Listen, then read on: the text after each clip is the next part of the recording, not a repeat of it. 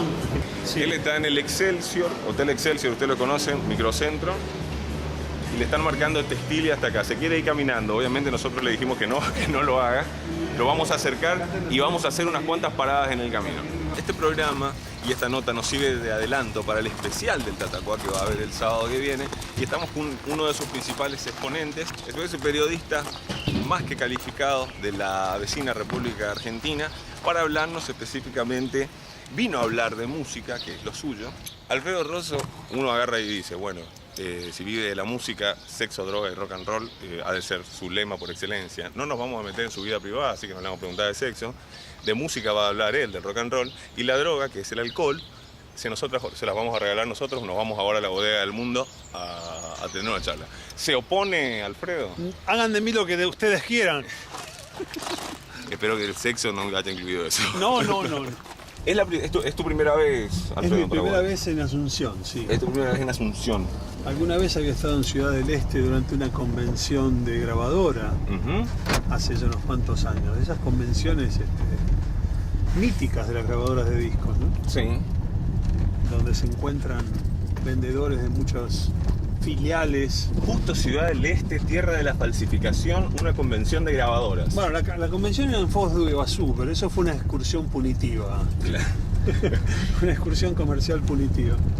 Y lo más gracioso, que siempre nos lo recordamos, es que fue en un hotel de Foz de Iguazú, con 30 y pico de grados de calor, y nadie advirtió que era un hotel termal, o sea que la piscina estaba con agua caliente y afuera hacía 35 grados. Una de esas situaciones medio surrealistas, pero estuvo todo muy bien. Cuando recién llegamos, te vimos hablando con otro colega nuestro, el señor Julio Juan del Puerto. Julio Juan trabajó en una de las famosas discográficas internacionales. Es que nos encontramos ahí, justamente. Y estás en un país que carece de la presencia de ninguna de las grandes, ni Universal, ni Sony, ni Warner, ni nada. Todas precisamente han huido debido al flagelo de la piratería. Entonces, yo te quiero hacer escuchar radio, en una radio que está regida no por las presiones de las discográficas. Vos quizás podés contar un poquitito de esto, cómo es la radio en otros países. Sí, bueno, justamente el tema de la reunión espúrea, muchas veces de compañías grabadoras con radios, es una cuestión que desvela, porque existe desde hace mucho tiempo, y porque es muy difícil romper esa costumbre, ¿no? Pasar 30 veces a Shakira al día. Por ejemplo, y todavía increíblemente que llame a alguien y la pida 31. Claro, eso es peor. Eso es increíble. Pero muchas veces incluso también hay clubes de fans esponsoreados por las compañías para que llamen y pidan. La radio de autor es una rareza hoy en día, pero existe. ¿Continúa hasta el día de hoy la Casa del Rock Naciente? Sí, la casa tuvo un hiato de unos 6 o 7 meses, que estuvo fuera del aire. Y es lo que se conoce como un programa de autor donde, ¿qué es esto?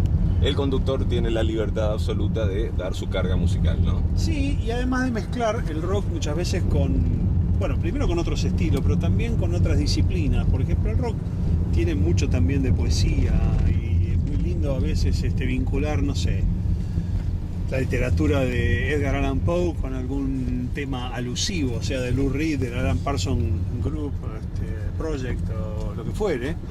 O sea, trazar el contenido, los puntos de unión que hay entre la música y otras disciplinas. Eso me encanta. ¿Qué otras cosas más? O sea, ¿qué otras cosas más, Alfredo? Pues yo iba a cerrar esto con gran periodista de Rolling Stone o gran periodista. Si me tenés que tirar tu currículum ahora para que también sepamos de quién se está hablando. Mirá, yo empecé trabajando en una revista que se llamaba Mordisco y que derivó en Expreso Imaginario. Una revista ambiciosa porque mezcló rock con teatro, con ecología, con cine alternativo, con historietas distintas. Todo un espectro cultural que en ese momento estaba prácticamente prohibido. Al mismo tiempo estaba empezando a trabajar en radio, en un programa que se llamaba Viento a Favor, donde tenía a mi cargo y a cargo de un amigo muy querido que desgraciadamente se nos fue, pero está en algún lugar del cosmos, Fernando Basabru. Teníamos a cargo de nosotros la hora de los inéditos. Hoy en día uno dice inéditos, sí, y no significa nada, no. Pero hace 30 y pico de años tener discos que no salían en el país era muy fuerte. O tener un disco de Led Zeppelin cuando salía en el lugar de origen, en Inglaterra, y ya poder ofrecérselo a la audiencia. Después, ¿cómo sigue tu carrera? Bueno, después de la etapa de Expreso Imaginario y de Viento a Favor, un amigo me propuso trabajar en la FM de Radio Rivadavia. Y fue un aprendizaje muy fuerte para mí porque fue la primera FM importante de rock que hubo en la Argentina. Me propuso integrarme como programador estable de la radio, no tener un programa, sino ser un programador 24 horas.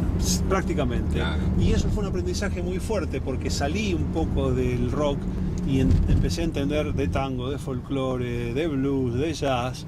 Fue una formación muy fuerte. Continúa el currículum. Continúa el currículum. Cuando salgo de Radio Rivadavia, porque cambia de administración, un amigo me dice: quiero ramificar mi disquería, quiero que seamos socios en una casa de discos. Y ahí me pareció muy interesante porque empecé a ver la cosa desde el otro lado del mostrador. Yo hasta ese entonces era comprador de discos, ahí empecé a ser vendedor y empecé a ver toda otra parte del fenómeno. Y durante 9 años tuve una disquería que se llamó Tabú y después se llamó Fénix. Una pregunta ya quizá que se puede llegar a perdonar con el tiempo. Sabrás responderla vos o no, Alfredo. ¿Robaste un disco alguna vez? Sí, robé un disco alguna vez. Bueno, yo trabajaba en una compañía de discos y algún disco se me quedó pegado ante la tristeza de que ese disco después fuese reciclado o vendido, claro, como cartón viejo. Es un robo, la justificación del... Claro, un robo para la corona, como decía un personaje medio siniestro. Y volví full time al periodismo en el 95. En el 95. En el suplemento de rock del diario La Nación de Buenos Aires. Yo ya había trabajado en el Sí de Clarín haciendo una columna. Y lo que tuvo de bueno lo de La Nación es que fue un trabajo con mucha libertad y me permitió cubrir por primera vez un festival internacional así de rock anglosajón. Decime si eso no es lo máximo. Vi el debut de Foo Fighters. Ahí debutó Foo Fighters. Un top 3 de regresos innecesarios. ¿Innecesarios? Así, no, si no mismo el regreso es innecesario. No, el regreso puede no ser innecesario, pero yo vi algunos que me dejaron lívido, que no me dijeron nada. Sí. Y uno de ellos, debo decirlo, fue Sex Pistols en el 96. Sí. Definitivamente podía haberse obviado, que nadie se hubiera sentido ofendido. Claro. ¿No? Me ha pasado también de algunos regresos que otra gente consideró innecesarios y a mí no me pareció tan innecesario. Caso de Police, que los vi hacer un show y yo tuve la fortuna de verlos en sus 2 encarnaciones. Claro. Y casi te diría que me gustó más la nueva que la vieja. Y eso, nunca van a ser amigos. Olvidémonos, nunca van a ser amigos. ¿Nos referimos a Copeland y él o simplemente a...? Yo creo que están todos peleados entre sí, pero en definitiva hacen una muy buena música y yo los vi muy sólidos tocando. Claro. Steven Adler moría porque se junten para el aniversario de Apetito por la Destrucción, los de los Guns, y no sucedió. Es muy difícil reconciliar a Slash y Axl Rose, según parece. ¿Qué tal Guns N' Roses? ¿Qué tal ese disco? Porque yo creo que sos la persona indicada para hablar. Un disco 14 años después. A mí me decepcionó menos de lo que pensaba, pero igual sigo creyendo que no es una obra que vaya a quedar en los anales del rock. No obstante eso, tuve la fortuna de ser uno de los primeros que vio el regreso de Guns. Eso fue en Roskilde 2003 o por ahí. Y fueron 2 horas y media de buen rock and roll, hay que admitirlo. Axl estaba gordísimo, le costaba desplazarse por el escenario, no, pero nadie puede decir me estafaron. Claro. Y a ver, estábamos de nuevo, volvíamos. Un Alfredo Rosso incorporado al suplemento. Que, decime también si no me estoy confundiendo, nos estamos acercando a la primera edición argentina de Rolling Stone para esa fecha. Sí, entré a trabajar un tiempo en otra grabadora, en BMG, en el 96, y un día me vienen a ver a BMG Hugo Guita y Gloria Guerrero, una amiga, colega de muchos años, y me dicen que va a salir la Rolling Stone Argentina y si quería formar parte. Y digo, más bien, por supuesto. Y empecé en el número 0. Hubo un número 0 que vendía, es muy codiciado, como todo número 0 de una revista. Ese número, perdón, pues yo me muero si no lo tengo, porque estaba convencido que sí. ¿Ese número 0 es el número 1, es el de la tapa Charlie, Mick Jagger o es otro? No, el número 0 es Fito Páez, la tapa. ¿El número 0 es Fito Páez? Sí. ¿Y cómo no tengo? Y bueno, ahora te traje un problema, ¿viste? Te traje una espina en el zapato. Pero te digo, no venía tan bien. Hubo grandes momentos con con la Rolling que para mí quedarán como siempre como inolvidables. Algunos a la luz de posteriores acontecimientos más todavía, como fue la vez que lo pude seguir a Cerati a Inglaterra. Bien. Para estar de cerca en el mezclado del disco Bocanada, que sigue siendo para mí una de las grandes obras de Cerati de todos los tiempos, incluyendo todo lo que hizo con Soda. Claro. Esa nota empezó en su estudio de la provincia de Buenos Aires, del norte de la provincia del Gran Buenos Aires, continuó en Londres y terminó otra vez en su estudio. Y otra fue una que fue tapa de Calamaro también, que lo seguí por todo Buenos Aires de alguna forma también. Ese tipo de notas para Rolling Stone me encantaban. También hice de traductor en la Rolling, cosa que poco saben. Quiero hacer una prueba con vos, Alfredo. A ver. Y vamos a aprender la radio.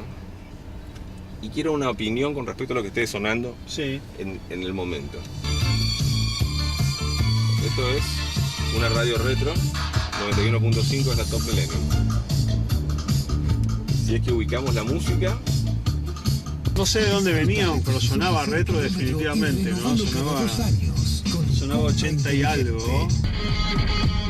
Te digo a priori que se parece mucho a las radios porteñas. ¿sí? Me refiero a un rock para arriba, un rock situado a veces en la nostalgia ochentosa por un lado, o un rock dinámico de ahora, donde puede entrar, qué sé yo, Goo Dolls por un lado, Green Day por el otro. Un poco el tema con las radios es que yo entiendo la necesidad de mantener atrapado al oyente en un clima más o menos vibrante, Sí. pero es tremendo no poderte permitir pasar una música que sea un poco más de relax, ¿no? Pero ojo, yo siento esa presión los sábados. Yo tengo un programa en Nacional Rock en Buenos Aires también, Sí. que me da la oportunidad de hacer un programa que no sea exclusivamente de rock, que tenga reggae, folk, Entiendo. música del mundo. Y a veces pasa que la música que me gusta pasar tiene un tono un poco más down. Entonces uno mismo se pone un poco nervioso, condicionado por lo que es el medio hoy en día, ¿no? De que no te permite una cosa más lineal en Bien. términos radiales.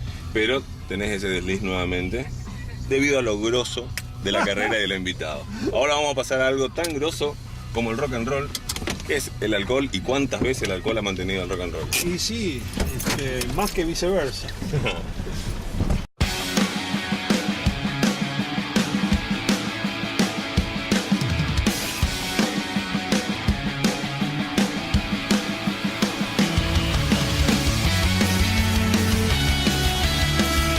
Es una muy linda bodega que, como ves, en un pequeño ambiente te resumió un poquitito bastante de las cosas que te vamos a ver. Primero te voy a pasear por acá, vení.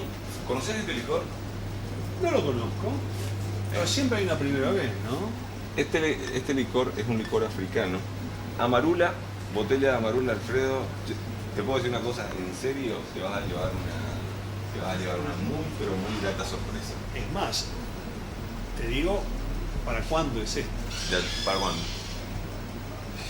Poscena, tranquilidad familiar. ¿Qué tal una copita de...? Amarula. Ya está. Vas a quedar más que bien. Tenemos Vodka. Vodka tenemos, no te vas a llevar la nueva botella porque es imposible. No, por supuesto. Yo te recomiendo el mío, que se va a tomar. Queda muy bien con cualquier otra, el gusto fuerte del vodka, vainilizado con alguna otra boludez, si me permitís. Te regalo este y elegiste vos algún otro. El tradicional, ¿por qué no? El tradicional, ¿por qué no? Sí, el tradicional. Cargando esto, me parece, vamos a ir dejándolo también por allá. Me vas a necesitar mucha energía también Sí, para no, toda tu estadía yo acá. creo que hay que... Vas a necesitar vamos a mucha tener que energía. resumirlo. Acá está toda la energía. ¿Tenés un paxito? ¿El paxito de 4 no tenés? No. Bueno, pero eso viene a satisfacer una curiosidad, porque vi los carteles hoy. Vamos a llevarle 4. Sí. Porque seguro va a necesitar ahora para el resto de la estadía. No, Alfredo en este momento está No me extraña para nada, porque estoy trabajólico. trabajólico. Ahí está. Vos sabés que no tenemos rubro cerveza en el programa, vamos a tener dentro de poco rubro cerveza, pero quiero coronar esta regalada con una botellita de Jack. ¿Te parece? Pero por favor, ¿algo más tradicional Una que esto? cosa, te digo una cosa. Estaba hablando con el embajador de marca de Jack Daniels en el país, me pagan para tomar Jack Daniels y yo no puedo hacer otra cosa que convidarte una botellita. Ya me inspiró un tema para el sábado, I Drink Alone, de George Thorogood, que habla justamente de sus amigos Jack y Johnny. Y unos cuantos más.